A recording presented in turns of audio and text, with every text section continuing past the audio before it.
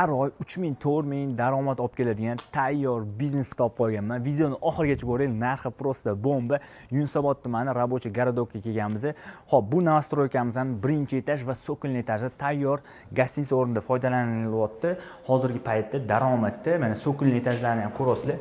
Bu biznes nimaga sotilyapti deganlarga videoni oldidan sразу javob berib o'taman. Biznes egalari boshqa davlatga ketayotganligi uchun shunaqa chiroyli narsa sotyaptilar. Bo'lmasa bunaqa tayyor 3000 4000 kelib turadigan joy kim sotadi? Xo'p, kirishimiz bilan mana shunaqangi reseption, Wi-Fi lar, hamma sharoitlari qilib qo'yilgan. Xo'p, men sizlarga hozir xonalarni tanishtirib beraman. Xonalarni ko'rasizlar, pok ozida holida saqlangan. Juda ham sharoitlari yaxshi. Bu yerda o'zi ko'pincha xonalari bo'sh bo'lsa, bitta yoki ikkita bo'sh bo'lib qoladi. Adak hamma xona to'la turadi. Mana keyingi xonalarni ham ko'rsatib beraman. Ko'rasizlar, hammasi razmer jihatdan ham, polisi o'zi cho'pli pollari ham bor. Issiqqina turibdi.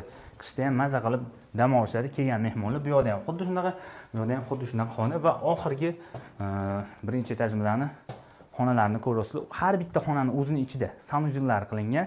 Xo'p, bu birinchi etajimizda 172 kvadrat va so'kinli etaj 172 kvadratni tashkil qiladi. So'kinli etajimizning o'zida 3 ta mana shunaqangi kattagina xona va kuxonyalar bor. O'zingizlar ko'rib turibsizlar.